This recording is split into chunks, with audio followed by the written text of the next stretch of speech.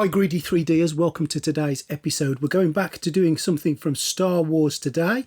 Here we have the Tauntaun from The Empire Strikes Back. I always remember as a kid watching one of the opening scenes from The Empire Strikes Back and seeing Luke bounding across the landscape of Hoth on the back of one of these bad boys. And when the Star Wars Patreon brought this out, I just had to do it. So today I'll talk you through what I did and how I made this Tauntaun model today. If you do like what you see, please subscribe to the channel. Please follow the channel. Please share. Please like, leave a comment, do all those things. And if you're a Patreon or if you're thinking of becoming a Patreon, a little bit of a surprise at the end I will tell you all about. Stay tuned.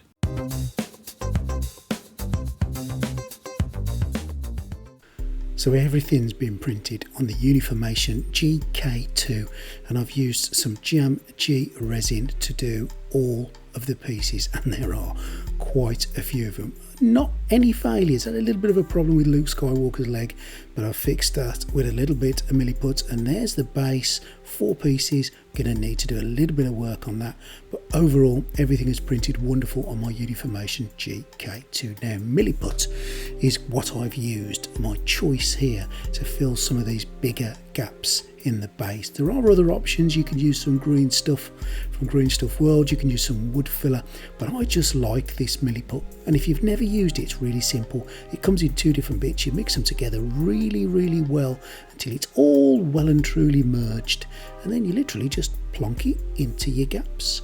This stuff will allow you to work with it, especially if you wet your finger. It allows you to mold it really easy, and then once you've finished, leave it for about, I think I leave mine overnight for about 24 hours and it goes absolutely rock solid. And if you need to sand it, you can sand away, and if you need to then paint it, you can paint over it. So milliput is what I'm using here to just fill those bigger gaps. Now I'm not going to fill all the gaps in the center of the stand because I'm going to be using some snow effects and that will cover that, but the ones around the edge I just want to fill so that you don't see them.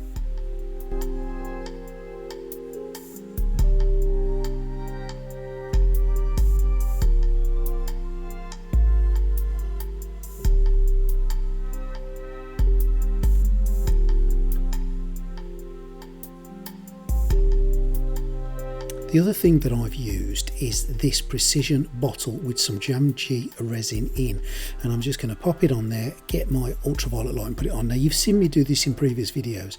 You can make mistakes doing this. Don't put too much on. If you put too much on, it will fall under the gap before the UV light gets to it and you'll end up with a puddle underneath. It really has to be little and often, and I do recommend that once you've done it, you give it a really good cure. I left this stand out in the sun for a good 6 or 7 hours, and I kept turning it around just to make sure that if anything had run through, it had absolutely solidified. Now this is Luke Skywalker, and I'm giving him a little bit of a sand just to tidy him up. I'm not going to be making him in this video, but I will be making him in the next video. But this is just to show you what is coming in my next video. The Tauntaun will be today, but old Luke Skywalker will be coming to you very soon. Now I'm going to prime old Tauntaun here with just some matte black, and because of the size of this thing, and it is a little bit of a beast, I've done it outside. And in the UK today, it's the 5th of September. We had some really lovely weather this week, so I'm going to do it outside, plenty of fresh air. If you're doing it inside, make sure to wear a mask. Now I'm going to use these brushes here from Golden Maple. These were gifted to me a while ago and I've been using them consistently, and if you want to get some, they will be in the description. And I'm just using a basic colour, a brush on primer. Pop it on your dry brush, get a bit of tissue, take it off. You've seen me do this technique loads of times. Dry brushing is the way forward, it really is. And all I'm going to do, in singular motions pulling in one direction, I'm going to put some of this grey over the black of the fur, and I'm going to do that for all the fur on the Tauntaun, and this will give me a really good base effect. We're going to do a little bit more work on it than just this, but we're going to give it a base layer all across the fur of this dry brushing of some basic primer colour.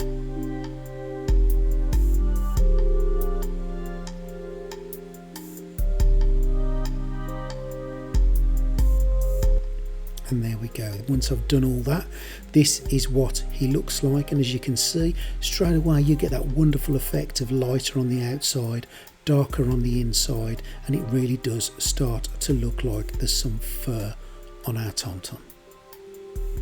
Exactly the same process with the head. We want to make sure that we do it the same, because when we connect the head on, we want it to look like it's an absolute no gap join. We don't want it to look any different. So same again all over the Tauntaun's fur. I'm going to do quite a bit of work to his head, and this is the first of many steps, and that's what it looks like once the first layer of fur is done. Now this stuff, Corpse Pale, I've had this for a while. This came with an initial set that I had from the Grinning Gargoyle, and there's lots of colours that are similar to this about, but I just really like this colour, and I think from a Tauntaun perspective, like a almost just slightly off brown cream colour, it's going to look really good with this as a second coat. Now what I've done with this is a lighter coat than the grey, so I've just moved it down in one direction. I still want some of the grey to come through, but I don't want it to be completely covered. I guess it's almost like when you do the slap chop method to paint, it's kind of like that. So I've got darks, I've got mediums, and I've got a lighter colour on the top, and that pretty much is the majority of the fur done. Again, exactly the same on the head. I'm going to do only certain areas of his head, around his eyes, on his chin, etc., and on the ears, because I don't want to change everything. As you can see there, I want some texture and some difference in old Tauntaun's head there, and that's the face done. Second layer of colour on, or third if you class the primer as a colour. Now this is from the Fairy Flesh set, and this is like a browny colour, and I want to get this across the Tauntaun's nose to give it like a browny nose shade, and I'm going to put it on almost like a dry brush, but I'm just using that brush to paint it on really. That will go in a couple of areas. It will go on his nose, it will go on the ears, and it will also go across his feet and also his claws. I want to give the feet and the claws a different colour. Now we're going to do a bit more work on these, and we're really going to tidy these up with some washes a little bit later on. So get this colour on, dab it to give it some texture, and that's another step done. Now for the eyes, they almost look human in nature, so the first thing I'm going to do is, as I would always do, is paint a white background into the iris. Sometimes I paint black first. I don't need to on this model because there's quite a lot of black in the background anyway, so using a white with just a hint of grey to do his irises and getting that right around the crevices of his eye so that I don't overspill it, and there we go, and that's what it looks like when it's in his eyes.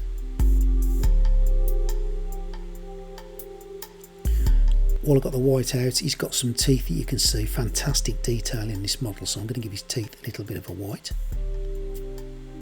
Now for the irises, I'm going to use brown, and I'm just going to put 2 circles in across the back of his eyes there, across the whites of his eyes. Trying to make sure that I get them exactly the same, and any little touching up I can do, I'll do it with the white and the brown till I'm happy with the result, and that's what he looks like so far. And at the bottom of the eye, like I would do with any model really, I've taken a pink, just mix some white and red, and I'm just going to do one bead, one line of pink that runs the entire length of the eye, and that is it. Same again on the other eye. I've gone over the top of the eye with a little bit of black just to really tidy up the white and the brown, and that then, once that's done, that's the eyes virtually done. Of course there's one more step to do, and that's the pupils dotted in, and really that is the eyes, short of a little bit of varnish later on. Now taking some Martian brown, I'm going to use this Martian brown to paint the straps on his head. So just go over them carefully, try not to overspill it across your work, get all that brown across the straps, and we'll do a little bit more work to them when we're done. Now of course the rest of the body needs exactly the same. There's plenty of leather work on old Tauntaun here on his saddle, so get that brown on there. We want to leave a little bit of the black coming through. I like the texture when you see the black coming through, so don't try to cover it all over. Just use your brush, one of those dry brushes is absolutely ideal, and move the paint around. Now for his claws, I'm just using a basic skeleton bone colour, and I'm painting it on, as you can see there. We're going to do again a bit more work on those later, but the base layer that's going on is the skeleton bone.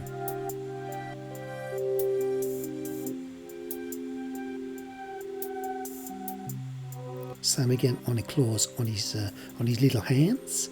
Now some soft tone, which is one of the Army Painter quick shades, is going to go all across the leather. It's a great way of aging up the leather. It's a 3-stage process for me with leather. First one being the brown, usually leather brown or Martian brown, followed by a wash, again usually this light wash, and I'm going to pop it all across all the leather areas that you can see on the Tauntaun. Now there is a saddle that sits on the top there, so there's no point in painting the top bit. There's no point in painting something that will not be seen, so just try it on occasionally to see where the saddle goes and paint the other areas. I've given that wash across his hands and also across his feet. Look at the difference it makes to the feet and the tail. It really is a marvellous stuff, this wash. And all I've done for his tusks, I've given him a dry brush of skeleton bone and I've given him the light wash all over, and those tusks are now done.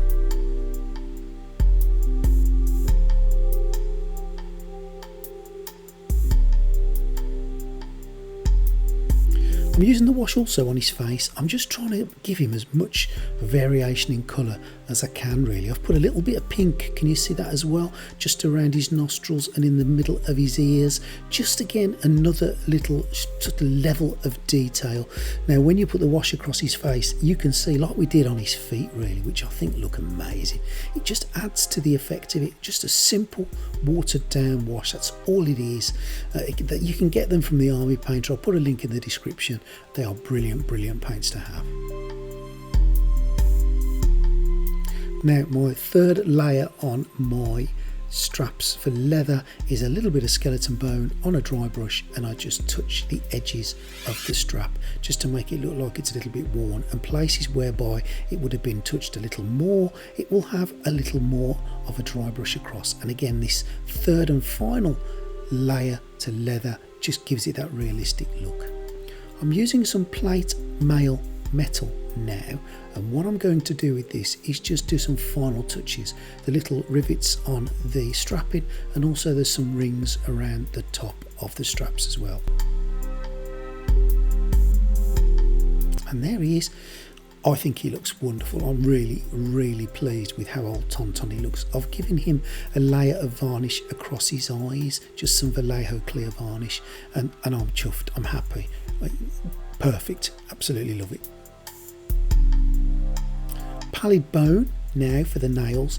This stuff, you've seen me do this before. On top of skeleton bone, pallid bone just makes it look so realistic and brings it to life. The Army Painter speed paints are wonderful. This is the first speed paints that came out. This isn't the second gen, this is the first gen. But if you haven't got any, you probably can get some at a really good price, and they are great, great paints.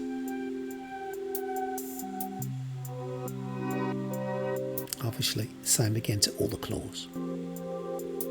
Now, for some of the subsidiary bits, all I've done with this had an airbrush of leather brown, and I'm taking a little bit of skeleton bone on a dry brush, and I'm just going to tidy it up a bit. I'm going to jazz it up a little bit. The same kind of process as before. So a brown, a wash, and now this is the final layer, which is just some skeleton bone across the top, just to bring the leather to life. And this is what it looks like. Realistic, I think so. Looks like it's a bit battered. Same again on some of the other little pouches. Again, same process. It's not hard. It really isn't hard. Don't be afraid. Just have a go. And once I've done a bit of silver on the clasps, that is also done.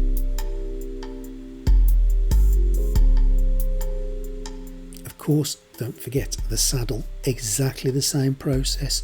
I'm just giving it a little bit more wear and tear where old Luke's legs would have been battered over it a few times. And that's the saddle done and dusted. He's got like some blankets on the back of this, and all I've done is I've given it an airbrush of some skeleton bone just very lightly over the black just to shade it up, and I'm using the light wash, and I'm going to cover it completely in the light wash to make it look dirty. Now, one of the other things that will go on the top of this at the end is some snow, and we'll do that at the end together, so you'll see how I do it. But the snow will cover a lot of this, but now the leather strapping's going on top of it's almost like a grey dirty colour, and that's exactly what I'm after. There's an emblem at the front, which you can do this how you want to really. For me, I just put the Rebel Alliance symbol as red, and then I've taken some silver on a dry brush and I've given it a bit of a lathering all over. And to be fair, it's simple, but I'm really pleased with the end result.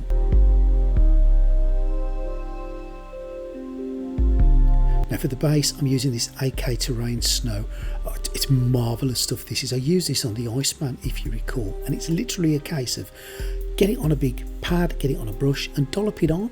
Now you can see those gaps that are in the stand there. You'll see why I didn't fill them and spend all my time filling them, because I really didn't need to, because this snow will do it. And all you do is you plonk it on, and as it starts to dry, just dab it, just rub it. Get a flat brush if you've got a flat brush as well, and just work it. And it really does look like snow. It will fill gaps, it will fill areas. That's the snow effect done and dusted on this base. Final touch now, Green Stuff World Liquid Frost, and I have literally just poured this across it. I haven't been careful with it, I've just poured it on, and it will start to look like little icicles are generating in certain places, and that is exactly what you want. It's just a final touch, and here's the finished model. Hope you enjoy it.